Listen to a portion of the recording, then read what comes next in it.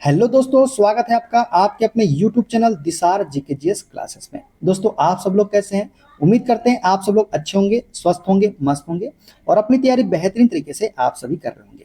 दोस्तों, हम आपको आरआरबी, एएलपी, सीबीटी एग्जाम के लिए ये जो यूथ की बुक है इसका सॉल्यूशन करवा रहे हैं, basic science and engineering drawing का, जिसमें दोस्तों 2 चैप्टर हमने आपको करवा दिया है। आज हम आपको करवाने वाले हैं रेखाएं, लाइंस के सारे क्वेश्चन विद एक्स्ट्रा फैक्ट के साथ में। दोस्तों, रेखाएं लाइन से जितने भी क्वेश्चन रेलवे एग्जाम में पूछे गए हैं एएलपी के, सारे क्वेश्चन का सॉल्यूशन इस वीडियो में हम करवाने वाले हैं और जो भी क्वेश्चन इस बुक में दिए गए हैं सारे क्वेश्चन हम करने वाले हैं। तो दोस्तों, यदि वीडियो अच्छा लगे वीडियो को लाइक कर दीजिएगा, शेयर कर दीजिएगा, कमेंट कर दीजिएगा। चैनल पर नए हैं चैनल को सब्सक्राइब करके बेल आइकन को प्रेस कर लीजिएगा और हमसे जुड़ने के लिए, क्लास की अपडेट के लिए आप हमारा टेलीग्राम चैनल ज्वाइन कर सकते हैं। टेलीग्राम चैनल का लिंक मैंने डिस्क्रिप्शन बॉक्स में आपको दे दिया है। तो चलिए दोस्तों, देर न करते हुए स्टार्ट करते हैं आज का अपना सेशन और देखते हैं रेखाएं लाइंस से पूछे गए सारे क्वेश्चन।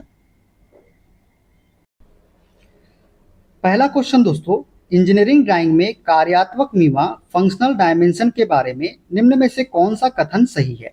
पहला कथन है दोस्तों, कार्यात्मक विमाएं घटक या भाग के कार्य के लिए आवश्यक होती है। बिल्कुल सही बात है दोस्तों, जो कार्यात्मक विमाएं होती है ये घटक या भाग के कार्य के लिए क्या होती है? आवश्यक होती है। कथन दूसरा है दोस्तों, कार्यात्मक विमाएं आमतौर पर बिना किसी सीमा के दर्शाई जाती है। नहीं दोस्तों, ये सीमा के साथ दर्शाई जाती है। तो दूसरा कथन क्या हो जाएगा? हमारा असत्य कथन हो जाएगा। तीसरे कथन की बात करें दोस्तों, तो कार्यात्मक विमाएं केवल संदर्भ उद्देश्यों के लिए दर्शाई जाती है क्या? नहीं दोस्तों, ये केवल संदर्भ उद्देश्यों के लिए दर्शाई नहीं जाती। तो कथन तीसरा भी गलत हो गया, कथन दूसरा भी गलत हो गया। तो सही कथन हो जाएगा कथन नंबर पहला। तो ऑप्शन सी इसका करेक्ट आंसर हमारा हो जाएगा। दोस्तों, इंजीनियरिंग ड्राइंग में कार्यात्मक विमा घटक या भाग के सही कामकाज के लिए आवश्यक आयाम और विनिर्देशों को दर्शाती है। ये विमाएं न केवल उत्पाद और अंतिम प्रदर्शन को सुनिश्चित करती है, बल्कि उत्पादन के लिए अधिकतम सहनशीलता सीमाएं उत्पादन करती है, जिससे हिस्से के सटीक निर्माण में मदद मिलती है और यह सुनिश्चित होता है कि यह अन्य भागों के साथ ठीक से काम करेगा। ठीक है, थोड़ा सा यहाँ पे सुधार लीजिएगा दोस्तों, एक्स्ट्रा लाइन लिखी गई है, इसको कट कर दीजिएगा। ठीक है, देखते हैं अगला क्वेश्चन। इंजीनियरिंग ड्राइंग में एक रेखा डैश है। दोस्तों, इंजीनियरिंग ड्राइंग में एक रेखा जो होती है ना, ये एक विमीय आकृति है जिसमें लंबाई तो होती है लेकिन चौड़ाई नहीं होती। रेखा क्या होती है? एक विमीय आकृति होती है जिसमें लंबाई होती है लेकिन चौड़ाई नहीं होती। तो ऑप्शन नंबर बी वाला इसका करेक्ट आंसर हो जाएगा। ठीक है दोस्तों, इंजीनियरिंग ड्राइंग में एक रेखा एक विमीय आकृति होती है जिसमें लंबाई तो होती है परंतु चौड़ाई नहीं होती। यह एक गणितीय और ज्यामितीय अवधारणा है जिसमें कोई वास्तविक मोटाई नहीं होती, केवल एक आयामी परिमाण मतलब लंबाई होती है। ठीक है ना, देखते हैं अगला क्वेश्चन। निम्नलिखित का मिलान कीजिए। दोस्तों, यहाँ पे हमको दिया गया है, हमको इसका मिलान करना है। दोस्तों, सतत मोटी रेखाएं कंटिन्यूअस थिक लाइंस का प्रयोग हम कहाँ करते हैं? तो इसका प्रयोग हम करते हैं दोस्तों किसमें? वस्तु रेखाएं खींचने के लिए, ऑब्जेक्ट लाइन के लिए हम लोग इसका उपयोग करते हैं सतत मोटी रेखाओं का। प्रच्छन्न रेखाएं हिडन लाइंस का प्रयोग हम कहाँ करते हैं दोस्तों? तो प्रच्छन्न रेखाएं हिडन लाइंस का प्रयोग हम दोस्तों कहाँ करते हैं? तो खंडित रेखाएं डॉट लाइन बनाने के लिए करते हैं। किसका? हिडन लाइंस का प्रयोग। ठीक है, परिरेखाएं आउटलाइन के लिए हम किसका उपयोग करते हैं? तो परिरेखाएं आउटलाइन में हम दोस्तों किसका उपयोग करते हैं? मुख्य रेखा के रूप में उपयोग करते हैं। किसका? परिरेखाएं आउटलाइन का। ठीक है, विस्तार रेखा की बात करें, एक्सटेंशन लाइन का उपयोग हम कहाँ के लिए करते हैं? तो प्रक्षेपण के लिए करते हैं। किसके लिए? प्रक्षेपण रेखाओं के लिए हम किसका प्रयोग करते हैं? विस्तार रेखाओं का प्रयोग करते हैं। तो पहले का एस हो जाएगा, पहले का एस हो जाएगा, पहले का एस, दूसरे का क्या हो जाएगा? दूसरे का आर हो जाएगा, तीसरे का क्या हो जाएगा? तीसरे का क्यू हो जाएगा और चौथे का क्या हो जाएगा? पी हो जाएगा। तो S R Q P option number D में है, तो डी इसका करेक्ट आंसर हो जाएगा। ठीक है दोस्तों, सही मिलान इस प्रकार से है। देखिए, सतत मोटी रेखाएं वस्तु रेखाएं होती है, प्रच्छन्न रेखाएं खंडित रेखाएं होती है, परिरेखाएं मुख्य रेखाएं होती है और विस्तार रेखाएं प्रक्षेपण रेखाएं होती है। ठीक है, देखते हैं अगला क्वेश्चन। डैश वृत्त एक उभयनिष्ठ केंद्र के आसपास स्थित छिद्रों के केंद्रों युक्त ड्राइंग पर खींची गई एक वृत्ताकार केंद्र रेखा है। तो दोस्तों, कौन सा वृत्त है जो एक उभयनिष्ठ केंद्र के आसपास स्थित छिद्रों के केंद्रों युक्त ड्राइंग पर खींची गई एक वृत्ताकार केंद्र रेखा है?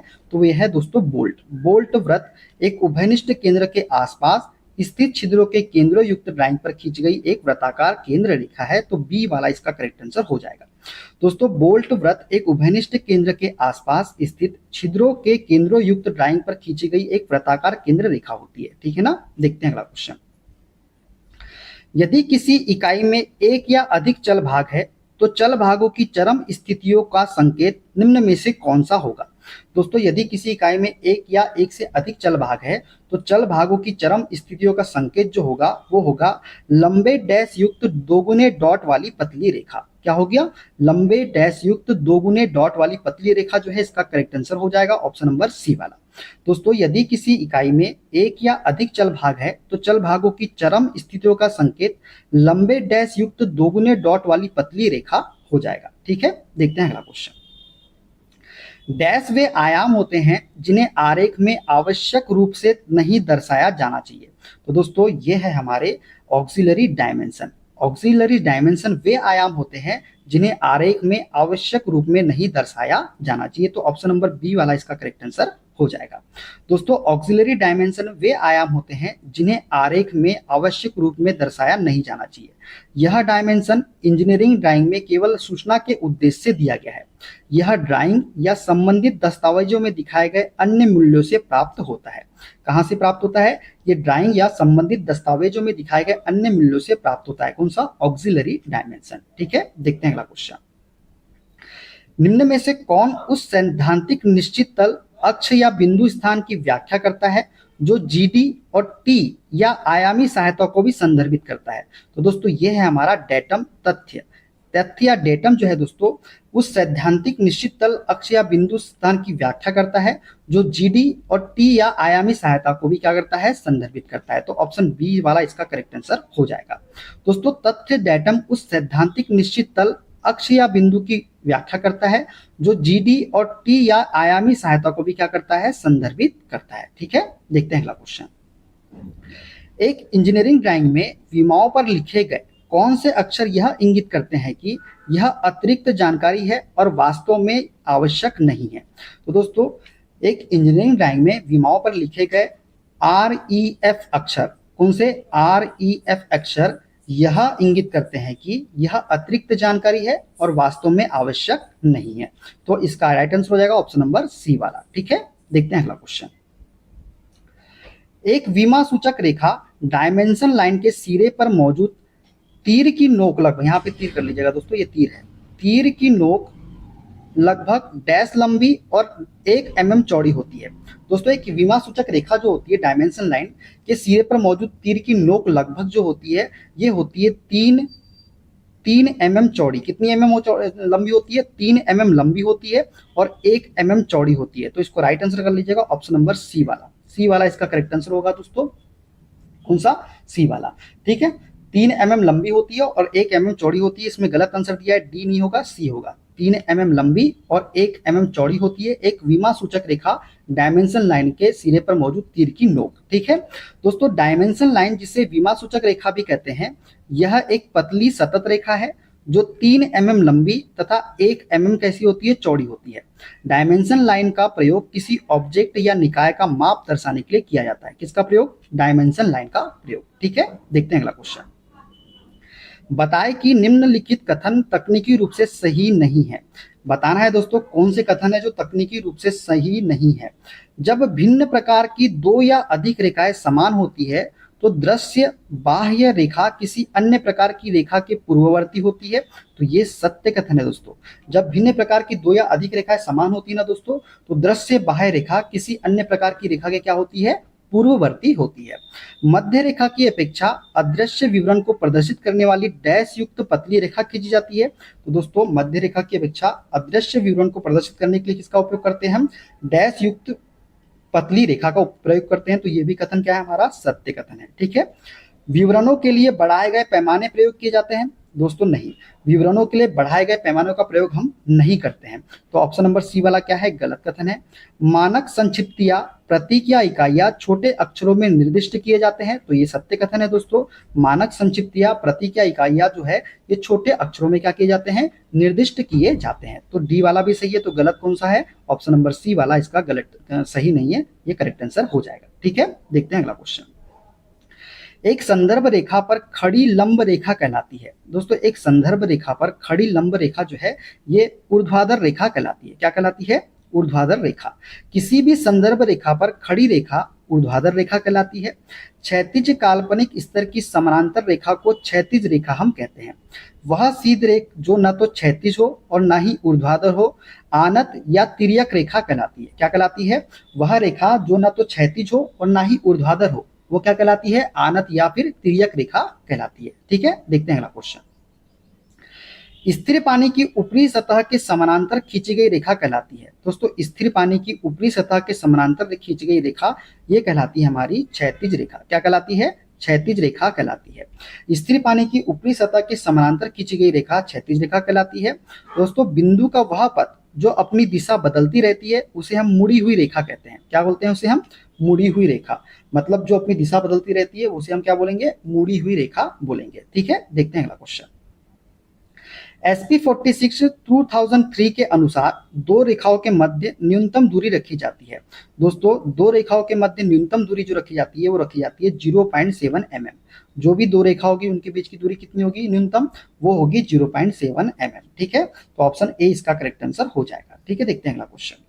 अदृश्य रेखाओं को दर्शाने के लिए कौन सी रेखा प्रयोग में लाई जाती है? दोस्तों अदृश्य रेखाओं मतलब हिडन लाइंस को दर्शाने के लिए हम किसका उपयोग करते हैं? तो हम बिंदुदार रेखा का उपयोग करते हैं अदृश्य रेखाओं को दर्शाने के लिए। तो ऑप्शन ए इसका करेक्ट आंसर हो जाएगा।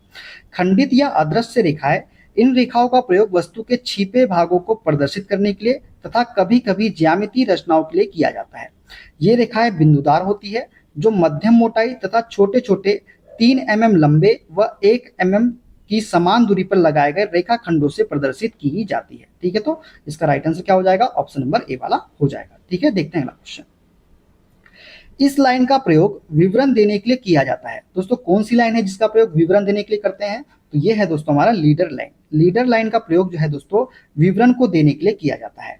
बात करें दोस्तों लीडर लाइन के बारे में, तो लीडर रेखा वे पतली सतत रेखाएं हैं। ये कैसी रेखाएं होती है? पतली सतत रेखाएं होती है जो आवश्यकता होने पर किसी भाग के साथ कोई नोट अथवा विमा संयोजित करने का कार्य करती है।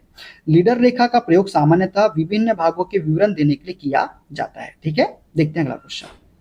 SP 46 2003 के अनुसार ड्राइंग में खींची जाने वाली विमांकन रेखा होती है। दोस्तों विमांकन रेखा कौन सी रेखा होती है? तो ये होती है निरंतर पतली रेखा। निरंतर पतली रेखा के द्वारा हम किसका निर्माण करते हैं? विमांकन रेखा बनाते हैं। तो निरंतर पतली रेखा जो है ये विमांकन रेखा होती है। दोस्तों विमा रेखाओं की बात करें तो विमा रेखाएं किसी वस्तु की विमा को प्रदर्शित करती है। ये रेखाएं निरंतर सतत पतली रेखाएं होती है जिनकी मोटाई कितनी होती है? 0.4 mm के लगभग रखी जाती है। किनकी मोटाई? किसकी? विमा रेखा की मोटाई। ठीक है, देखते हैं अगला क्वेश्चन। हैचिंग रेखाएं किस कोण पर झुकी होती है? दोस्तों हैचिंग रेखाएं जो है ना ये 45 डिग्री के कोण पर झुकी होती है। कितने डिग्री के कोण पर? 45 डिग्री के कोण पर। दोस्तों छाया रेखाएं वस्तु के कटे भागों को प्रदर्शित करने के लिए उस भाग में 0.3 या 0.4 mm पतली सतत रेखाएं 45 डिग्री के कोण पर झुकी हुई बनाते हैं। इन रेखाओं के बीच समान दूरी मतलब 1.5 mm की दूरी रखकर समानांतर बनाई जाती है। इन रेखाओं को H या 2H पेंसिल के द्वारा बनाया जाता है। कौन सी रेखाओं को? हैचिंग रेखाओं को। ठीक है, देखते हैं अगला क्वेश्चन। किसी लंबे भाग ड्राइंग में कम स्थान में प्रदर्शित करने हेतु किस किस्म की रेखा उपयोग में लाई जाती है? दोस्तों किसी लंबे भाग ड्राइंग में कम स्थान में प्रदर्शित करने के लिए हम कौन सी रेखा का उपयोग करते हैं? तो हम करते हैं लॉन्ग ब्रेक रेखा का उपयोग। किसका उपयोग? लॉन्ग ब्रेक रेखा का उपयोग करते हैं लंबे भाग ड्राइंग में। ठीक है, कम स्थान में प्रदर्शित करने हेतु। तो दोस्तों दीर्घ खंडक रेखाओं की बात करें, ये रेखाएं पतली होती है तथा पैमाना द्वारा खींचकर बीच बीच में स्वतंत्र हाथ से जिगजैग बना देते हैं। ये रेखाएं आरेखन में लंबे भागों को कम स्थान में प्रदर्शित करने के लिए बनाया जाता है। इन रेखाओं का उपयोग किस लिए किया जाता है? लंबे भागों को कम स्थान में प्रदर्शित करने के लिए इन रेखाओं का प्रयोग करते हैं। ठीक है, किसका? दीर्घ खंडक रेखा है मतलब लॉन्ग ब्रेक रेखा का। ठीक है, देखते हैं अगला क्वेश्चन। निरंतर मोटी रेखा का दूसरा नाम बताइए। दोस्तों निरंतर मोटी रेखा का दूसरा नाम क्या बोलते हैं? तो इसे हम बोलते हैं वस्तु रेखा। वस्तु रेखा का दूसरा नाम है निरंतर मोटी रेखा या निरंतर मोटी रेखा का दूसरा नाम है वस्तु रेखा। दोस्तों निरंतर मोटी रेखा को प्रमुख रेखा या वस्तु रेखा हम कहते हैं। ये रेखाएं मोटी 1 mm की होती है तथा कैसी होती है? सतत होती है। ड्राइंग शीट पर सीमा रेखाएं तथा किसी वस्तु के बाहरी आकार को प्रदर्शित करने के लिए इन रेखाओं का प्रयोग किया जाता है। इनको HB पेंसिल के द्वारा बनाते हैं। तो दोस्तों यदि आपसे पूछ ले कि वस्तु रेखा या प्रमुख रेखा को किस पेंसिल से बनाया जाता है, तो HB पेंसिल का प्रयोग किया जाता है इन रेखाओं को बनाने के लिए। ठीक है, देखते हैं अगला क्वेश्चन। मोटे सिरों वाली पतली चेन रेखाओं का प्रयोग किया जाता है। दोस्तों मोटे सिरों वाली पतली चेन रेखाओं का उपयोग हम किस लिए करते हैं, तो कटिंग प्लेन बनाने के लिए करते हैं हम लोग मोटे सिरों वाली पतली चेन रेखाओं का प्रयोग। दोस्तों कटिंग प्लेन रेखाएं कौन सी होती है, तो कटिंग प्लेन रेखाएं ये रेखाएं पतली तथा क्रमशः एक बड़े तथा एक छोटे रेखा खंडों द्वारा खींची जाती है। मोटी रेखाखंड 3 mm, पतली रेखाखंड 1.5 mm, 10 से 35 mm रेखा के सिरों पर मोटा कर देते हैं। इन रेखाओं के द्वारा किसी ठोस को काटने वाले समतल को प्रदर्शित किया जाता है। इन रेखाओं के द्वारा क्या किया जाता है, किसी ठोस को क्या किया जाता है, किसी ठोस को काटने वाले समतल को प्रदर्शित किया जाता है इन रेखाओं के द्वारा। तो ठीक है दोस्तों, ये क्लियर हो गया, कोई दिक्कत तो नहीं है ना, क्लियर। तो दोस्तों याद रखना है आपको, कटिंग प्लेन रेखा जो होती है ये पतली तथा क्रमशः एक बड़े तथा छोटे रेखा खंडों के द्वारा खींची जाती है। कैसी होती है, ऐसी होती है दोस्तों रेखाएं, आपको याद रखना है तो ऐसे याद रखिए, एक बड़ी फिर एक छोटी, फिर एक बड़ी फिर एक छोटी, फिर एक बड़ी, और यहाँ पे एक बड़ा मोटा सा ऐसा होता है, देखे होंगे आपने, ऐसी ये होती है कटिंग प्लेन रेखा ऐसी। ठीक है, इसमें क्या होती है, जिसमें ये जो है दोस्तों ये वाला भाग जो दिख रहा है ना आपको, यहाँ से लेके यहाँ तक, ये होता है 10 से 35 mm। कितना होता है, 10 से 35 mm होता है ये वाला भाग, 10 से 35 mm। ठीक है, और ये वाला जो भाग दिख रहा है आपको, ये वाला, ये छोटी वाला, इसको बोलते हैं 3 mm। इसका क्या होता है, 3 mm होता है। ठीक है, क्लियर है दोस्तों, अच्छा ठीक है ना, क्लियर हो गया ना। तो ये रेखा है पतली तथा क्रमशः एक बड़े तथा एक छोटे रेखाखंड द्वारा खींची जाती है, एक बड़ा एक छोटा रेखाखंड। ठीक है, मोटी रेखाखंड 3 mm की होती है। ठीक है, मोटी रेखाखंड ये वाली जो मोटी रेखाखंड कितनी है, 3 mm की होती है, पतली रेखाखंड 1.5 mm की होती है। ठीक है ना, और इन रेखाओं के द्वारा किसी ठोस को काटने वाले समतल को प्रदर्शित किया जाता है। ठीक है, क्लियर, चलिए आगे बढ़ते हैं। निम्न में से कौन सी रेखाएं हस्त मुक्त खींची जाती है। दोस्तों कौन सी रेखा है जो हस्त मुक्त खींची जाती है, तो ये है हमारी ब्रेक रेखा। ब्रेक रेखा जो है दोस्तों ये मुक्त हस्त के द्वारा खींची जाती है। दोस्तों ब्रेक रेखा की बात करें तो ये रेखा स्वतंत्र हाथों से खींचा जाता है। किसको, ब्रेक रेखा को। इन रेखाओं के द्वारा आरेखन में टूटे हुए भागों या बड़ी वस्तुओं को कम स्थान में दिखाया जाता है। केंद्र रेखा की बात करें तो इस रेखा के द्वारा समस्त ठोसों की अक्ष तथा किसी भी बिंदु का पथ प्रदर्शित किया जाता है। किसके द्वारा, केंद्र रेखा के द्वारा। प्रक्षेप रेखा की बात करें तो ये रेखा है प्रक्षेपक को प्रदर्शित करता है। और विस्तार रेखा क्या करती है, यह विमा के प्रसार को दर्शाता है, विस्तार रेखा। ठीक है, देखते हैं अगला क्वेश्चन। केंद्र रेखा के रूप में निम्न में से कौन सी रेखा प्रयोग की जाती है। दोस्तों केंद्र रेखा के रूप में किसका प्रयोग करते हैं हम, तो हम करते हैं ऑप्शन नंबर ए, जो दिख रही है आपको डैश लाइन का उपयोग करते हैं केंद्र रेखा के रूप में। दोस्तों केंद्र रेखाएं जो होती है ये रेखाएं पतली तथा क्रमशः एक बड़े तथा एक छोटे रेखा खंडों द्वारा खींची जाती है। प्रत्येक बड़ा रेखाखंड की लंबाई 10 mm से 35 mm तक तथा छोटे रेखाखंड की लंबाई 3 mm होती है। ये बड़े तथा छोटे रेखाखंड 1.5 mm की समान दूरी पर खींचे जाते हैं। इन रेखाओं के द्वारा समस्त ठोसों की अक्ष तथा किसी भी बिंदु का पथ प्रदर्शित किया जाता है। दोस्तों ये रेखाएं जो है वस्तु की रूपरेखा से लगभग 10 mm तक बाहर निकली रहनी चाहिए। कितनी, 10 mm तक बाहर निकली रहनी चाहिए। ठीक है, देखते हैं अगला क्वेश्चन दोस्तों। हैचिंग रेखा के मध्य कम से कम कितनी दूरी होनी चाहिए। दोस्तों हैचिंग रेखा के मध्य कम से कम जो दूरी होती है वो होती है 0.7 mm। कितनी होती है, 0.7 mm होती है। दोस्तों हैचिंग रेखा जो होती है ये रेखाएं पतली होती है और 45 डिग्री पर झुकी हुई समानांतर रूप में खींची जाती है।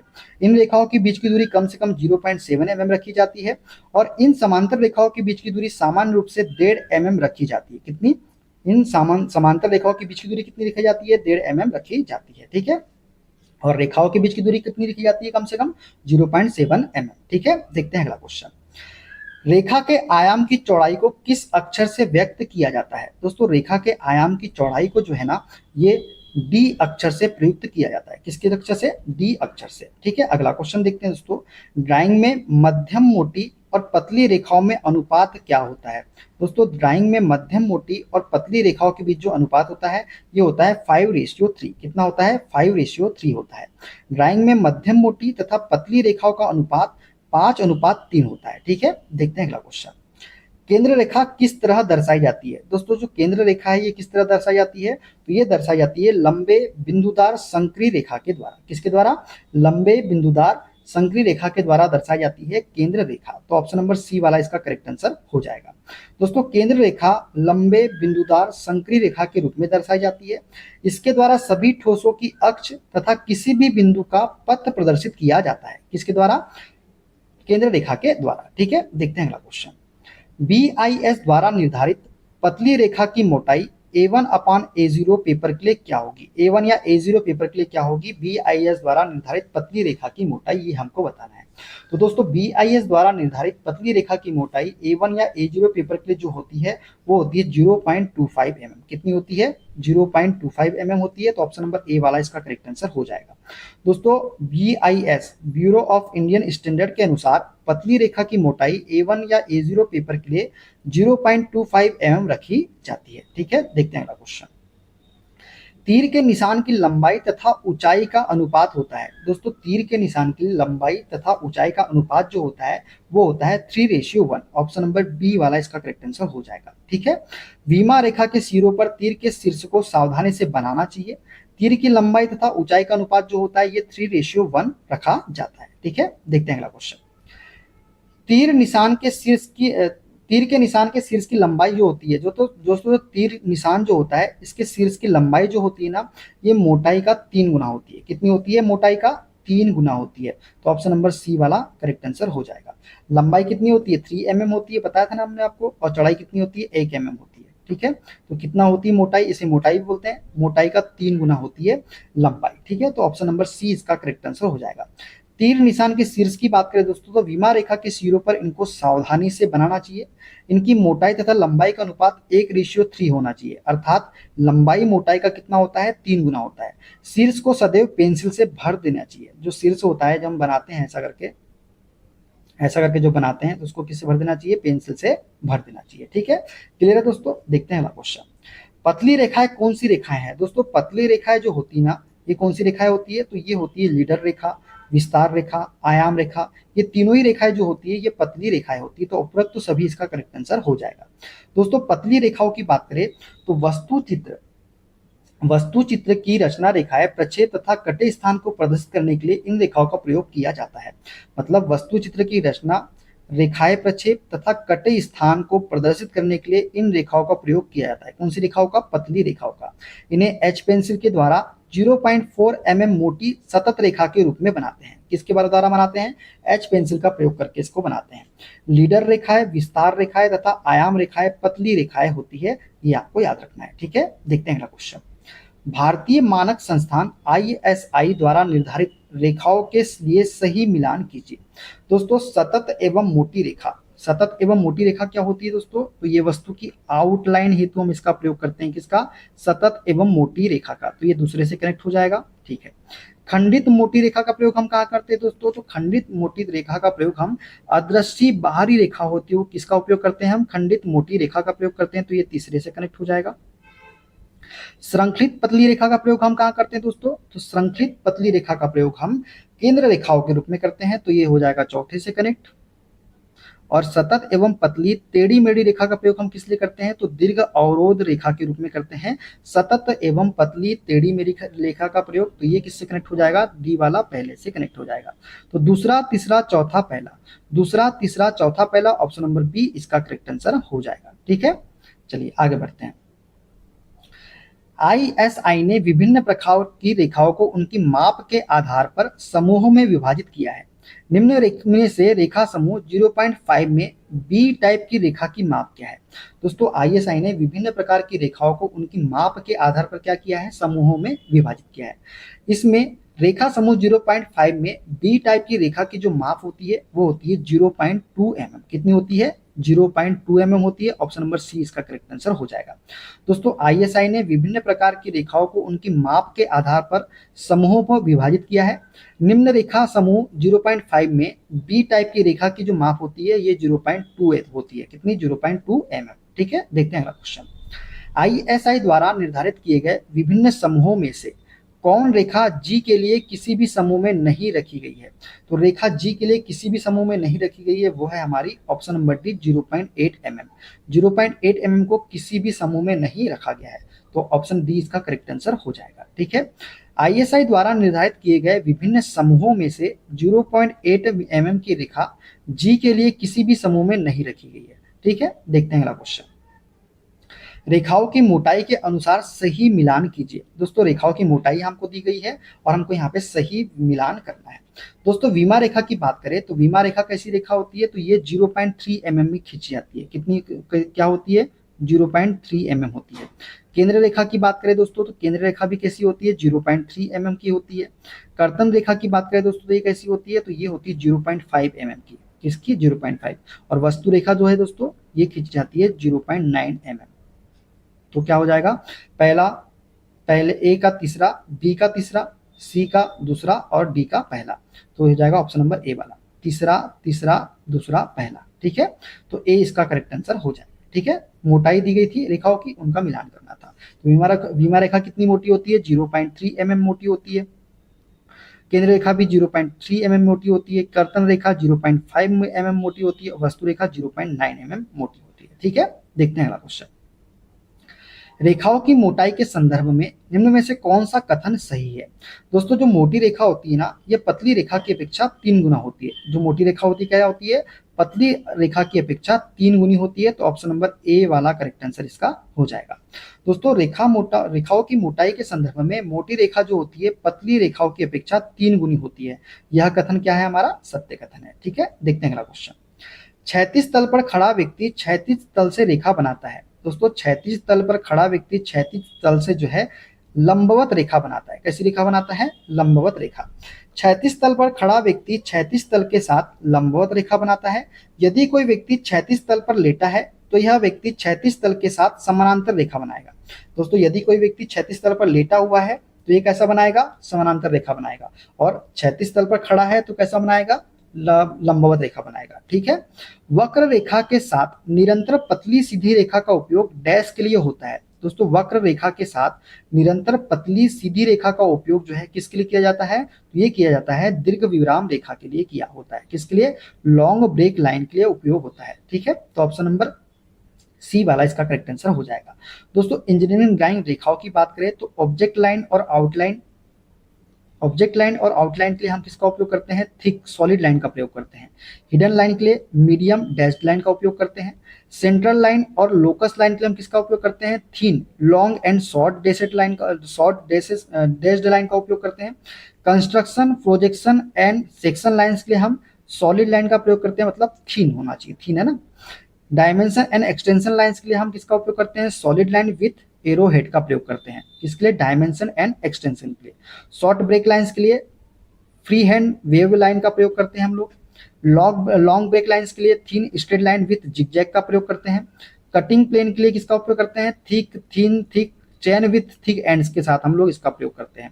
और डिट्टो लाइंस के लिए हम किसका उपयोग करते हैं? Medium pairs of short dashes, ये जो दिख रही लाइन इसका उपयोग करते हैं। और टेलीग्राफ हो गया, टेलीफोन हो गया, चेन लाइन हो गया, इसके लिए हम किसका उपयोग करते हैं? चेन विथ टेक्स्ट या सिंबल का। ठीक है, जैसे ये टेक्स्ट दिख रहा है या सिंबल, इसका प्रयोग हम करते हैं telegraph, telephone and chain lines के लिए। ठीक है, देखते हैं अगला क्वेश्चन। जब 2 या 2 से अधिक रेखाएं किसी भी बिंदु पर नहीं मिलती तो वे कहलाती है? तो वे कहलाती है समानांतर रेखाएं। दोस्तों जब 2 या 2 से अधिक रेखाएं किसी भी बिंदु पर नहीं मिलती तो वे समांतर रेखाएं कहलाती है। समांतर रेखाएं सीधी एवं वक्राकार किसी भी प्रकार की हो सकती है। ठीक है, देखते हैं अगला क्वेश्चन। नीचे दी गई एक्स रेखा का नाम बताइए। दोस्तों ये जो एक्स रेखा दिख रही है आपको, ये वाली, इसका नाम हमको बताना है। तो इसे हम बोलते हैं दोस्तों खंडित पतली रेखा। कौन सी रेखा? खंडित पतली रेखा। ये वाली दिख रही है आपको, कौन सी दोस्तों? माफ करिए, ये वाली रेखा जो दिख रही है, ये खंडित पतली रेखा। ये रेखा जो है ना, ये एक्स वाली रेखा जो दिख रही है, इसे हम क्या बोलेंगे?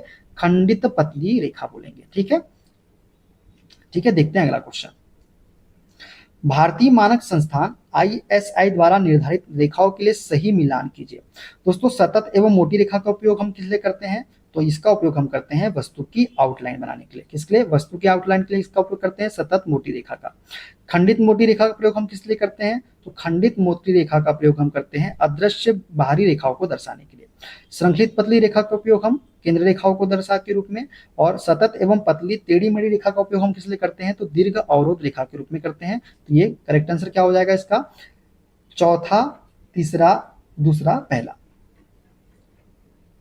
सॉरी दूसरा, तीसरा, चौथा, पहला, दूसरा, तीसरा, चौथा, पहला, ऑप्शन नंबर बी वाला इसका करेक्ट आंसर हो जाएगा। दोस्तों सतत एवं मोटी रेखाएं वस्तु की आउटलाइन हेतु, खंडित मोटी रेखा का प्रयोग हम करते हैं अदृश्य बाहरी रेखाओं हेतु, श्रृंखलित पतली रेखा का प्रयोग हम केंद्र रेखा के लिए करते हैं, और सतत एवं पतली टेढ़ी मेढ़ी रेखा का उपयोग हम करते हैं दीर्घ अवरोध रेखा के रूप में। ठीक है ना, देखते हैं अगला क्वेश्चन। आईएसआई ने विभिन्न प्रकार की रेखाओं को उनकी माप के आधार पर विभिन्न समूहों में विभाजित किया है। निम्न रेखा समूह 0.5 में बी टाइप की रेखा की माप क्या होती है, तो अभी हमने बताया था 0.2 mm होती है, इसके पहले भी ये क्वेश्चन रिपीट हो चुका है। ठीक है, देखते हैं अगला क्वेश्चन।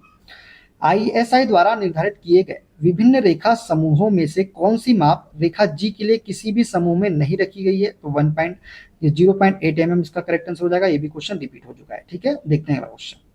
रेखाओं की मोटाई के अनुसार सही मिलान कीजिए, तो रेखाओं की मोटाई के अनुसार सही मिलान क्या हो जाएगा, विमा रेखा 0.3 mm की होती है, केंद्र रेखा भी 0.3 mm की होती है, कर्तन रेखा जो होती है ये होती है 0.5 mm की होती है कर्तन रेखा, और वस्तु रेखा होती है 1 mm की। ठीक है, तो ऊपर नीचे थोड़ा बहुत हो सकता है, उसको ध्यान रखिएगा। तो ये सही आंसर क्या हो जाएगा, ऑप्शन नंबर ए वाला इसका करेक्ट आंसर हो जाएगा। ठीक है, देखते हैं अगला क्वेश्चन।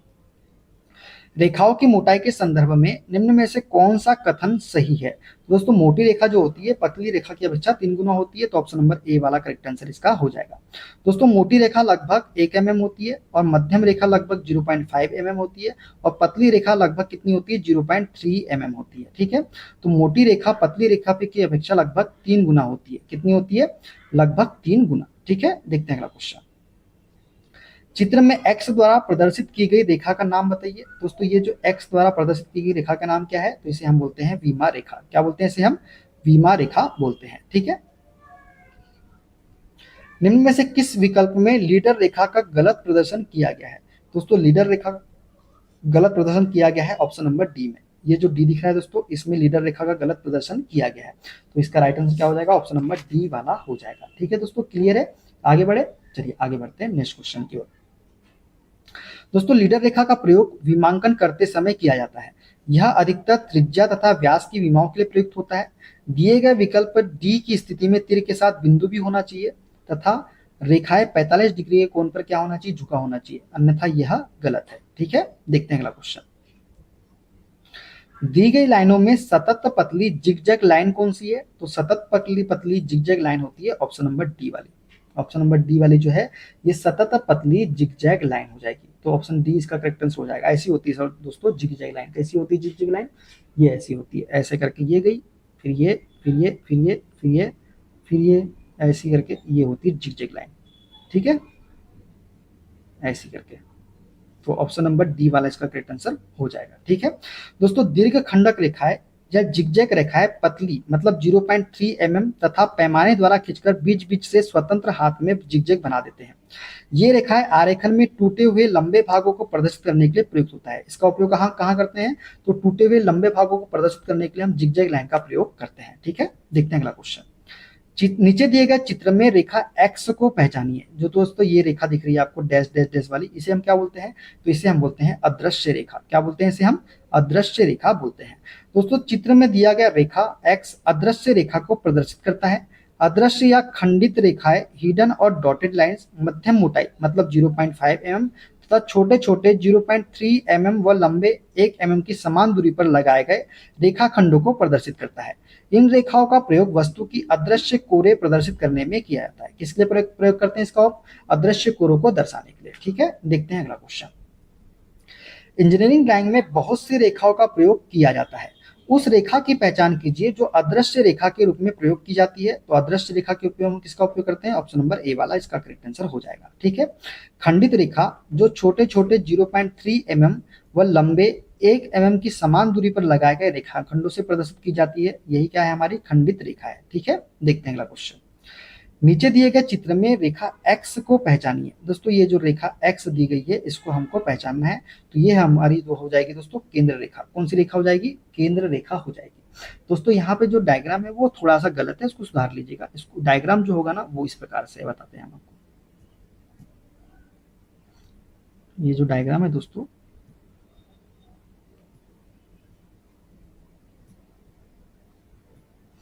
डायग्राम जो दिया है दोस्तों ये थोड़ा सा क्या है, गलत दिया है, इसको सुधार लीजिएगा। डायग्राम में बता रहे हैं आपको क्या है, ये है।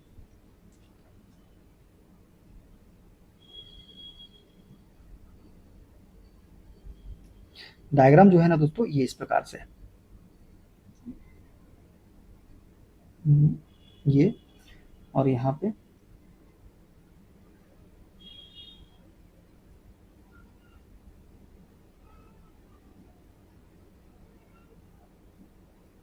इस प्रकार से, और इसी का नाम हमसे पूछा है एक्स। तो राइट आंसर क्या होगा दोस्तों इसमें, इसमें राइट आंसर हो जाएगा ऑप्शन नंबर कौन सा, केंद्र रेखा। ऑप्शन नंबर बी वाला इसका करेक्ट आंसर हो जाएगा। एक्स जो है ये क्या है, हमारी केंद्र रेखा हो जाएगी। तो बी इसका करेक्ट आंसर हमारा हो जाएगा। ठीक है दोस्तों, क्लियर है। चलिए आगे बढ़े। चलिए, तो बी वाला इसका करेक्ट आंसर हो जाएगा। तो दोस्तों चित्र में दी गई रेखा जो है एक्स एक वृत्त की केंद्र रेखा को प्रदर्शित करती है। ठीक है, क्लियर है। चलिए अब रेखाओं की बात कर लेते हैं। जी यहाँ पे रेखा दी गई है। ये जो रेखा है दोस्तों इसका उपयोग हम कैसे करते हैं, सीमा रेखा खींचने में हम इसका प्रयोग करते हैं। अगर इस प्रकार से आपको रेखा दिख जाए तो ये वस्तु की अदृश्य रेखाएं खींचने में इसका प्रयोग करते हैं। इस प्रकार की लाइन आपको दिख जाए तो इसे बोलते हैं सभी ठोसों की अक्षों तथा किसी बिंदु का बिंदु पथ। ठीक है, और इस प्रकार से आपको लाइन दिख जाए तो आरेखन में बार बार दोहराए जाने वाले विस्तारों को प्रदर्शित करने में इस रेखा का प्रयोग करते हैं। ठीक है, क्लियर हो गया। वे रेखाएं जो दोनों किनारों पर तीर के निशान द्वारा बंद रहती है कहलाती है। दोस्तों वे रेखाएं जो दोनों किनारों पर तीर के निशान द्वारा बंद रहती है वे रेखाएं जो है विमा रेखाएं कहलाती है। क्या कहलाती है, विमा रेखाएं। तो ऑप्शन बी इसका करेक्ट आंसर हो जाएगा। दोस्तों विमा रेखाएं जो है दोनों किनारों पर तीर के निशान द्वारा क्या रहता है, बंद रहता है। तो राइट आंसर क्या हो जाएगा, ऑप्शन नंबर बी वाला हो जाएगा। देखते हैं अगला क्वेश्चन। नीचे चित्र में रेखा का प्रकार की पहचान कीजिए। दोस्तों नीचे ये जो चित्र दिए गए हैं इनमें ये कौन सी रेखा है ये हमको बताना है। दोस्तों ये जो रेखा है ना ये है समांतर रेखा। कौन सी रेखा, समांतर रेखा। समांतर रेखा वे क्या कौन सी होती है दोस्तों, वे रेखाएं जो आगे बढ़ाने पर एक दूसरे को कभी नहीं काटती वही क्या होती है, समांतर रेखा कहलाती है। दोस्तों चित्र में दी गई रेखाएं क्रमशः सीधी समांतर, ये जो रेखा है सीधी समांतर है, और वक्राकार समांतर रेखा है। ये जो दिख रही है आपको ये वक्राकार समांतर रेखा है। ठीक है दोस्तों, दो रेखाएं यदि परस्पर एक दूसरे से 90 डिग्री के कोण बनाए तो वे लंबवत रेखा कहलाती है। दोस्तों ये जो रेखा होती है ऐसी जो रेखा होती है जो 90 डिग्री का कोण बनाती है ये रेखाएं क्या कहलाती है, लंबवत रेखाएं कहलाती है। ठीक है, देखते हैं अगला क्वेश्चन। ड्राइंग में प्रयोग की जाने वाली कुछ रेखाएं एक बिंदु पर मिलती है तथा कुछ रेखाएं कभी भी किसी बिंदु पर नहीं मिलती। जो रेखाएं किसी भी बिंदु पर नहीं मिलती वे क्या कहलाती है, तो वे कहलाती है समांतर रेखाएं। ये कभी भी एक दूसरे को कभी नहीं काटती, तो समांतर रेखाएं इसका करेक्ट आंसर हो जाएगा। दोस्तों ड्राइंग में प्रयुक्त यदि दो या दो से अधिक रेखाएं किसी बिंदु पर मिल जाए तो वे रेखाएं असमांतर या प्रतिच्छेदी रेखाएं कहलाती है। यदि दो या दो से अधिक रेखाएं कभी भी किसी बिंदु पर न मिले तो उनको हम क्या बोलते हैं, समांतर रेखाएं बोलते हैं। ठीक है, देखते हैं अगला क्वेश्चन। दी गई आकृति में किस प्रकार की लाइन को दर्शाया गया है। ये जो आकृति दी गई है दोस्तों ये किस प्रकार की लाइनों को दर्शाया गया है, तो ये दर्शाया गया है लंबवत रेखा को। लंबवत रेखा को दर्शाया गया है। तो यहाँ पे जो है थोड़ा सही कर लीजिएगा, ये ऐसी रेखा जो होती है ऐसी लंबवत रेखा जो 90 डिग्री का कोण बनाती है। ठीक है, तो लंबवत रेखा को दर्शाया गया है। तो ऑप्शन नंबर सी वाला इसको करेक्ट कर लीजिएगा। ठीक है, तो सी इसका करेक्ट आंसर हो जाएगा।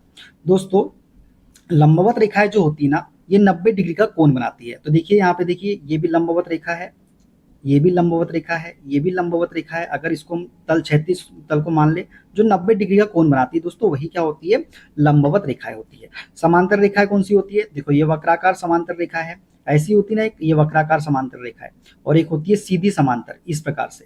ठीक है, देखते हैं अगला क्वेश्चन। दो बिंदुओं के बीच की दूरी जिसमें निरंतर दिशा परिवर्तित होती रहे डैश रेखा कहलाती है। दोस्तों दो बिंदुओं के बीच की दूरी जिसमें निरंतर दिशा परिवर्तित होती रहती है उसे हम बोलते हैं वक्र रेखा। कौन सी रेखा बोलते हैं, उसे हम वक्र रेखा बोलते हैं। दो बिंदुओं के बीच की दूरी जिसमें दिशा निरंतर परिवर्तित हो वह वक्र रेखा कहलाती है, जबकि दिशा अपरिवर्तित हो तो वे कैसी रेखा कहलाती है, सीधी रेखा कहलाती है। ठीक है, ये हमारी कौन सी रेखा है, देखिए ये है वक्र रेखा और ये है हमारी कौन सी, सीधी रेखा। ठीक है, देखते हैं अगला क्वेश्चन। निरंतर मोटी रेखा कंटिन्यूअस थिक लाइन को इस नाम से भी पुकारते हैं। दोस्तों निरंतर मोटी रेखा को हम किसके नाम से पुकारते हैं, तो इसे हम बुलाते हैं ऑब्जेक्ट लाइन के नाम से भी पुकारते हैं। किसे, निरंतर मोटी रेखा को, तो बी इसका करेक्ट आंसर हो जाएगा। दोस्तों ऑब्जेक्ट या आउटलाइन को निरंतर मोटी रेखा द्वारा खींचा जाता है। दोस्तों देखिए ये जो रेखा है कौन सी रेखा है, निरंतर मोटी रेखा, इसे हम ऑब्जेक्ट लाइन भी बोलते हैं या फिर आउटलाइन। ठीक है, देखते हैं अगला क्वेश्चन।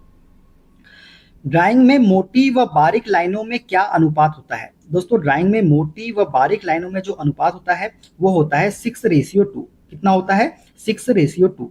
कैसे होता है दोस्तों, हमने पढ़ा था मोटी और पतली बारीक रेखाओं में 3:1 का अनुपात होता है। अब देखिए इसको काटेंगे हम, 2 1 जा 2, 2 3 जा 6, 3:1 का अनुपात आ रहा है कि नहीं आ रहा है, तो ये ऑप्शन डी इसका करेक्ट आंसर हो जाएगा। दोस्तों ड्राइंग में मोटी लाइन पतली लाइन की अपेक्षा 3 गुनी होती है तथा मध्यम लाइन पतली की अपेक्षा कितनी होती है, 2 गुनी होती है। अतः मोटी एवं बारीक लाइनों का अनुपात जो होगा ना वो 6:2 होगा। ठीक है, तो इसका राइट आंसर कौन सा हो जाएगा, ऑप्शन नंबर डी वाला। देखते हैं अगला क्वेश्चन। निम्न में से कौन सी लाइन एक्सटेंशन लाइन खींचने के लिए प्रयोग की जाती है। दोस्तों एक्सटेंशन लाइन प्रयोग करने के लिए हम किसका प्रयोग करते हैं, तो ऑप्शन नंबर डी में जो रेखा आपको दिख रही है, ये जो रेखा है ये एक्सटेंशन लाइन खींचने के लिए हम प्रयोग करते हैं। दोस्तों एक्सटेंशन लाइन को निरंतर पतली रेखा के द्वारा खींचा जाता है। ये रेखा कौन सी है, निरंतर पतली रेखा। निरंतर मोटी रेखा ऑब्जेक्ट लाइन को दर्शाने के लिए करते हैं। श्रृंखलित पतली रेखा का प्रयोग हम केंद्र रेखा को दर्शाने के लिए करते हैं। श्रृंखलित मोटी रेखा का प्रयोग हम रेखाओं के संकेत जिससे एक विशेष आवश्यकता प्रदान होती है उसके लिए करते हैं। और निरंतर पतली रेखा का प्रयोग हम एक्सटेंशन लाइन को दर्शाने के लिए करते हैं। तो ये सभी आपको याद रखना है। ठीक है, देखते हैं अगला क्वेश्चन। ड्राइंग में मोटी व मध्यम मोटी लाइनों में क्या अनुपात होता है। दोस्तों ड्राइंग में मोटी व मध्यम मोटी लाइनों में जो अनुपात होता है वो होता है 6:3। क्या होता है, 6:3 होता है। कैसे होता है दोस्तों, हमको पता है 2 गुनी होती है मोटी लाइन मध्यम लाइन की। तो इसको जब काटेंगे 3 1 जा 3, 3 2 जा 6, मतलब जो मोटी लाइन होती है वो मध्यम लाइन की कितना होती है, 2 गुनी होती है। ये मोटी लाइन का मोटी लाइन है और ये कौन सी है, 1, ये मध्यम लाइन है। तो 2:1 का अनुपात यहाँ पे बैठ रहा है, तो ऑप्शन नंबर सी वाला इसका करेक्ट आंसर हो जाएगा। दोस्तों ड्राइंग में मोटी लाइन मध्यम लाइन की लगभग 2 गुनी होती है, अतः मोटी एवं मध्यम लाइन का अनुपात जो होगा वो 6:3 हो जाएगा। ठीक है, देखते हैं अगला क्वेश्चन। निम्न में से कौन सी लाइनें फ्री हैंड खींची जाती है। दोस्तों ब्रेक लाइन जो है ना इसे हम फ्री हैंड खींच सकते हैं। कौन सी लाइन को, ब्रेक लाइन को, तो बी इसका करेक्ट आंसर हो जाएगा। ठीक है, देखते हैं अगला क्वेश्चन। मोटे सिरों वाली पतली चेन लाइन किसे दर्शाने के लिए प्रयोग की जाती है। दोस्तों मोटे सिरों वाली पतली चेन लाइन को हम किससे दर्शाने के लिए प्रयोग करते हैं, तो कटिंग प्लेन लाइन को दर्शाने के लिए हम जो है मोटे सिरों वाली पतली चेन लाइन का प्रयोग करते हैं। दोस्तों ये है लाइन हमारी कौन सी, मोटे सिरों वाली। ये देखिए इसके जो सिरे हैं कैसे हैं, मोटे हैं और ये पतली चेन की तरह है। तो मोटे सिरों वाली पतली चेन लाइन का प्रयोग हम किस लिए करते हैं, कटिंग प्लेन लाइन को दर्शाने के लिए। ठीक है, देखते हैं अगला क्वेश्चन। सेंटर लाइन को दर्शाने के लिए किस लाइन का प्रयोग किया जाता है। दोस्तों सेंटर लाइन को दर्शाने के लिए हम प्रयोग करते हैं किसका, ऑप्शन नंबर बी वाली रेखा का। ये जो दिख रहा है आपको, एक मोटी एक पतली, एक मोटी एक पतली। ठीक है, मतलब श्रृंखलित पतली रेखा, श्रृंखलित पतली रेखा का प्रयोग हम करते हैं किसके लिए, सेंटर लाइन को दर्शाने के लिए।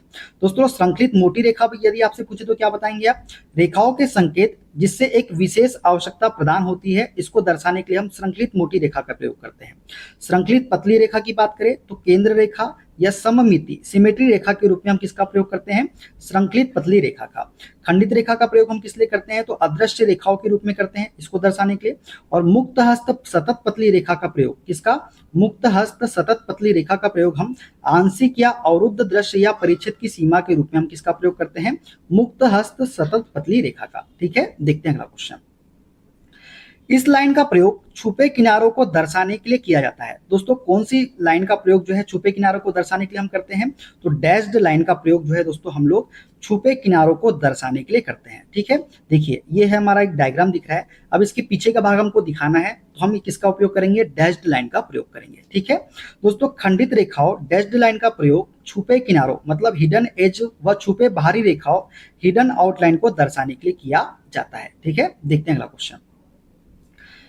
असीम लंबाई की निर्माण रेखा, दोस्तों असीम लंबाई की निर्माण रेखा जो होती है ना, ये क्या होती है, दोनों कोनों से ट्रिम की जा सकती है। जो असीम लंबाई की निर्माण रेखा है, इसे दोनों कोनों से क्या किया जा सकता है, ट्रिम किया जा सकता है।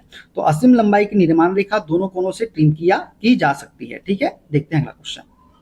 यदि एक क्षैतिज तल हॉरिजॉन्टल प्लेन के साथ एक रेखा की आभासी एवं प्रत्यक्ष अभिनत एक समान हो तो रेखा डैश। दोस्तों यदि एक क्षैतिज तल हॉरिजॉन्टल प्लेन के साथ एक रेखा की आभासी एवं प्रत्यक्ष अभिनत एक समान हो तो रेखा जो होगी वो ऊर्ध्वाधर तल के क्या होगी, समांतर होगी। क्या होगी, ऊर्ध्वाधर तल के समांतर होगी। तो ऑप्शन ए इसका करेक्ट आंसर हो जाएगा। ठीक है दोस्तों, यदि किसी रेखा का आभासी प्रक्षेप का झुकाव व रेखा की वास्तविक झुकाव HP से एक समान है तो यह रेखा केवल वर्टिकल प्लेन के क्या होगी, समांतर होगी तथा हॉरिजॉन्टल प्लेन से किसी कोण पर क्या होगी, झुकी होगी। तो राइट आंसर क्या हो जाएगा, ऑप्शन नंबर ए वाला हो जाएगा। ठीक है, देखते हैं अगला क्वेश्चन। प्रथम चतुर्थांश में निहित रेखा के लिए निम्न में से कौन सा कथन सत्य नहीं है, ये हमको बताना है। पहला है दोस्तों, HT मतलब हॉरिजॉन्टल ट्रेस क्षैतिज चिन्ह तथा वर्टिकल ट्रेस ऊर्ध्वाधर चिन्ह XY के ऊपर स्थित हो सकती है। हाँ दोस्तों, प्रथम चतुर्थांश में हॉरिजॉन्टल ट्रेस और वर्टिकल ट्रेस ये दोनों जो है XY के ऊपर स्थित हो सकती है। तो पहला वाला क्या है, हमारा करेक्ट आंसर है। दोस्तों हॉरिजॉन्टल ट्रेस तथा वर्टिकल ट्रेस XY के नीचे स्थित हो सकती है। हाँ, ये दोनों एक साथ नीचे स्थित हो सकती है। तो ऑप्शन नंबर बी वाला भी क्या हो जाएगा, सत्य हो जाएगा। हॉरिजॉन्टल ट्रेस XY तल के ऊपर तथा वर्टिकल ट्रेस XY के नीचे स्थित हो सकती है क्या, नहीं दोस्तों। यदि दोनों साथ में ऊपर नीचे हैं तो कोई दिक्कत नहीं है, लेकिन यदि बोल दे HT XY तल के ऊपर है और VT XY के नीचे तो ये गलत हो जाएगा, क्योंकि HT जो होगा ना वो हमेशा XY तल के क्या होगा, नीचे होगा, और VT अगर होगा तो हमें XY तल के ऊपर होगा। तो ये जो कथन है हमारा सी वाला गलत कथन हो जाएगा।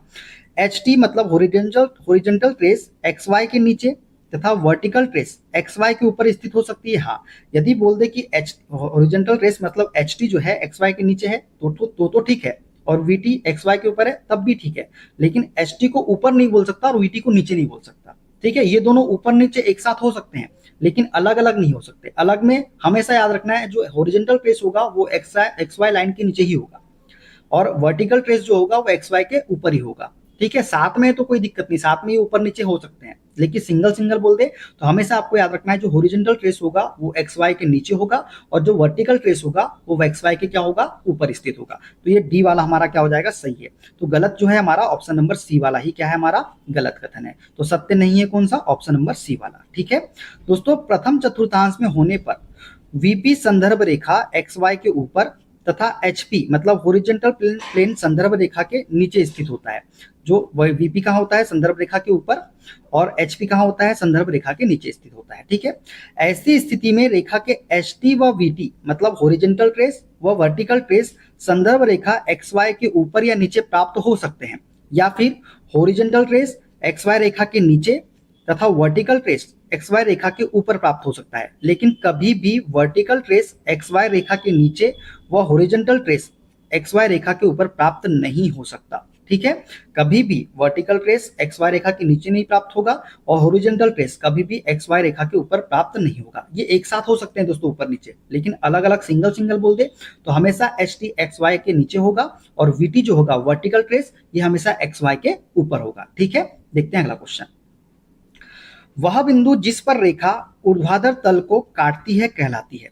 दोस्तों वह बिंदु जिस पर रेखा ऊर्ध्वाधर तल मतलब वर्टिकल प्लेन को काटती है वो कहलाती है ऊर्ध्वाधर दीप्त चिन्ह मतलब वर्टिकल ट्रेस कहलाती है। ठीक है, ऑप्शन नंबर बी वाला इसका करेक्ट आंसर हो जाएगा। दोस्तों रेखा को आगे बढ़ाने पर वर्टिकल प्लेन में जिस बिंदु पर वह काटती है उस बिंदु को हम बोलते हैं ऊर्ध्वाधर दीप्त चिन्ह मतलब वर्टिकल ट्रेस। ठीक है, और रेखा जिस तल के समांतर होता है उसका दीप्त चिन्ह नहीं प्राप्त होता।